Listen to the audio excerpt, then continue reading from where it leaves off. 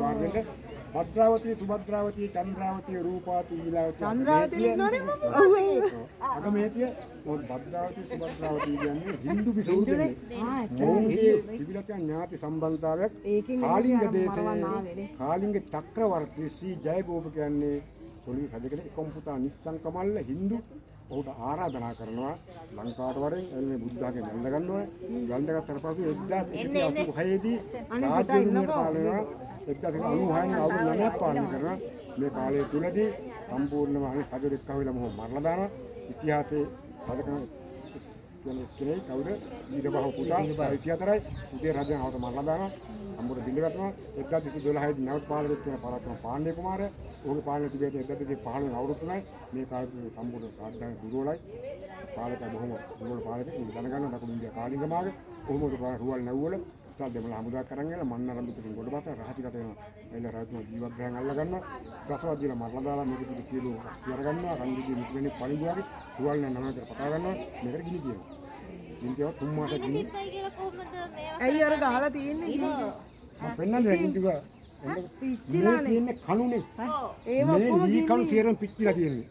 කැටයන් කණු බස්සලා තිබිලා තියෙන්නේ. කණුව පිච්චිච්ච කුහරේ ඔය තියෙන්නේ. 3 මාසයක් ගිනි ගත්තකින් සාධකව දක්කද අකිල ගල් කුට්ටියක් තියෙනවා. ඔව් නෑ හිතෙනවා පිච්චුනා. ගඩොල් උණු වෙලා වැක්කරිච්ච. යපස්. නැත්තම් මේ චිත්‍රාරේ ඉතුරු වෙන්න ඕනේ. මේ ඔය දැන් ඉතුරු කළු වෙලා තියෙන්නේ.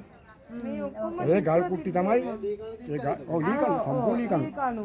ඒ ගල් කුට්ටි තමයි උණු වෙලා වැක්කේ. මොකද මෙතනින් යා රක්කුන් දවනේ. එතකොට මහා විශාල දව කන්දරාවක් වුණ අඩිය 120ක් උඩ කඩාවැටලා වැටෙන්නේ බිත්ති උඩනේ. ඒ බිත්ති සම්පූර්ණ 3 මාසෙක කාලයක් ගිනි ගන්නකොට ගොඩ උණු වෙනවා. මාස 3ක් ගිනි අරගෙන.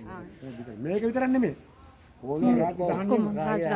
මේක යකම් නැතුව පිටියක් ආසන සුන්නත් දූලි කරලා තියෙනවා. අර තියෙන්නේ රාජ්‍ය අධිකරණය හොත් පාර්ලිමේන්තුව. ඔව් බැලුවා. බැලුවට නෝක දැන් ඉච්චර තමයි ඉච්චර. මැතිවත 21 දෙනා ඉඳලා තියෙනවා. කොට පාලනය කරන්නේ. පල්ලෑ වේදික අතුන්ගේ රූපෙල ඔයාලා පරපුරු බඳන්න. පල්ලෑ වේදික අතුන්ගේ රූපෙල එකම පැත්තට ගමන් කරනවා. දින වේදික සිංහ රූපෙල එකම පැත්තට ගමන් කරනවා. තුන් වේදික බාහිර රූපෙල බාහිරව එකම පැත්තට ගමන් කරනවා. අයි එහෙම කරන්නේ.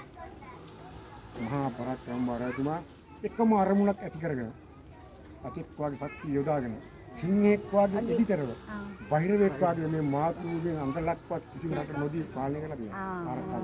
බාහිරවක නාරක්ෂාව. අතික් වා සත්‍ය සිංහෙක් වාගේ ඉත බාහිරෙක් වාගේ ආරක්ෂා කරලා තියෙනවා. පුතේ ඉන්න පුතේ ඒක කොහොමද දන්නවද? පරපුරේ නේද?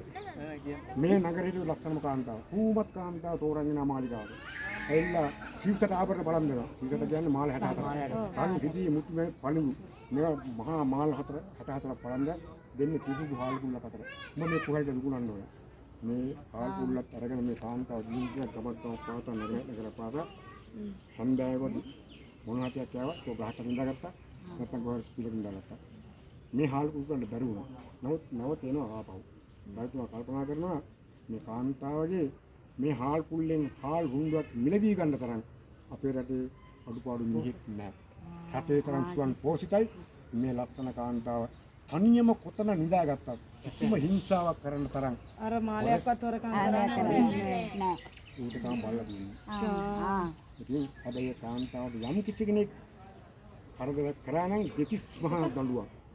ඒ කියන්නේ අල්ලගත්තා දිනා පිට්ටනියකට අනබර ගහලා කැඳෙව්වා ආව දණ්ඩනාථ කියන ඇමතියා. එයා තමයි දඬුවම් නියම කරන්නේ.